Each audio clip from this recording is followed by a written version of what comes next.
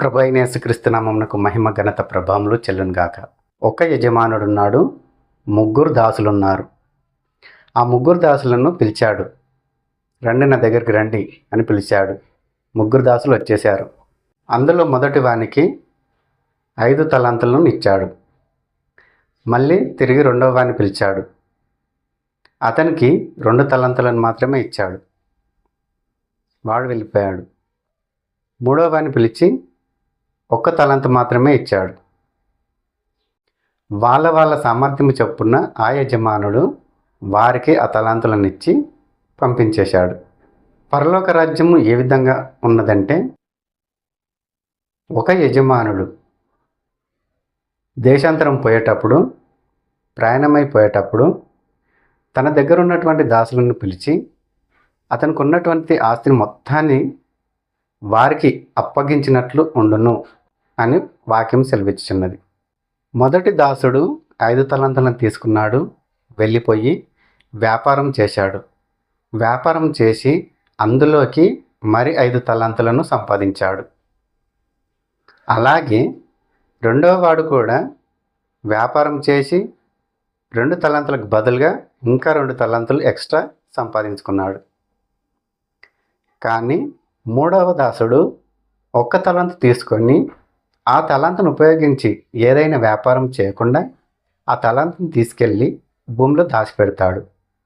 ఎందుకంటే యజమానుడు కఠినమైన వాడు అని అతనికి తెలుసు కాబట్టి ఆ తలాంతును ఖర్చు చేయకుండా దాన్ని తిరిగి మళ్ళీ యజమానికి ఇవ్వాలి కాబట్టి దాన్ని తీసుకెళ్ళి భూమిలో దాచిపెడతాడు. కొంతకాలము గడిచిన తర్వాత యజమాని మళ్ళీ తిరిగి వస్తాడు. తన దాసుల దగ్గర ఉన్నటువంటి తలాంతులను మళ్ళీ తీసుకోవాలని వారిని పిలిపిస్తాడు. అలా మళ్ళీ వాళ్ళు యజమాని దగ్గరికి వచ్చేస్తారు. మొదటి దాసుడు యజమాని దగ్గరికి వచ్చి, అయ్యా, నువ్వు నాకు 5 తలాంతులు ఇచ్చావు, నేను వాటికి 5 తలాంతులు సంపాదించుకున్నాను, వ్యాపారం చేశాను, కాబట్టి 5 తలాంతులు నేను సంపాదించుకున్నాను అని చెప్పి 5 తలాంతులు మళ్ళీ ఆ యజమానికి అప్పగిస్తాడు.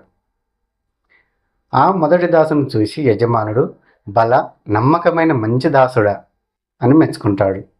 ఈ కొంచెంలో నువ్వు నమ్మకంగా ఉన్నావు కాబట్టి ఈ యజమానుని సంతోషంలో నువ్వు పాలు పొందము అని ఆ మొదటి దాసునితోనే చెప్తాడు. ఆ తర్వాత రెండవ దాసుడు వస్తాడు. అయ్యా, నువ్వు నాకు 2 తలాంతులు ఇచ్చావు కాబట్టి ఆ 2 తలాంతులకు నేను ఇంకా 2 తలాంతులు సంపాదించుకున్నాను అని ఆ 2 తలాంతులు యజమానికి ఇచ్చినప్పుడు యజమానుడు ఆ రెండవ దాసుని విషయమై సంతోషించి, బల నమ్మకమైన మంచి దాసుడా అని అతను కూడా మెచ్చుకుంటాడు. నువ్వు కూడా ఈ కొంచెంలో నమ్మకంగా ఉన్నావు కాబట్టి నీ యజమానుని సంతోషంలో పాలు పొందమని ఆ రెండవ దాసునితో కూడా సెలవిస్తాడు. పిమ్మట మూడవ దాసుడు యజమానుని దగ్గరికి వస్తాడు. అప్పుడు ఆ మూడవ దాసుడు అంటాడు, నువ్వు విత్తని చోట కోయవాడవనియు, చల్లని చోట పంట కూర్చుకొని వాడవనియు, కఠినమైన హృదయం గల వాడవని నేను ఎరుగుదును. కాబట్టి నీకు భయపడి నేను ఆ తలాంతును తీసుకెళ్ళి భూమిలో దాచిపెట్టాను అని ఆ మూడవ దాసుడు అన్నప్పుడు యజమానునికి విపరీతమైన కోపం వస్తుంది. సోమరివైన చెడ్డ దాసుడా, నేను విత్తని చోట కోయవాడునని, చల్లని చోట పంట కూర్చుకొని వాడునని నీకు తెలుసు కదా. అలాంటప్పుడు నువ్వు నీ దగ్గర ఉన్న తలాంతును తీసుకెళ్ళి సావుకారుల యొద్ద ఉంచవలసి ఉన్నది. అప్పుడు నేను తిరిగి వచ్చి వడ్డీతో సహా దాన్ని నేను వసూలు చేసుకునేవాడిని. ఎందుకు నువ్వు అలా చేయలేదు అని ఆ మూడవ దాసును చూసి యజమానుడు కోపపడతాడు.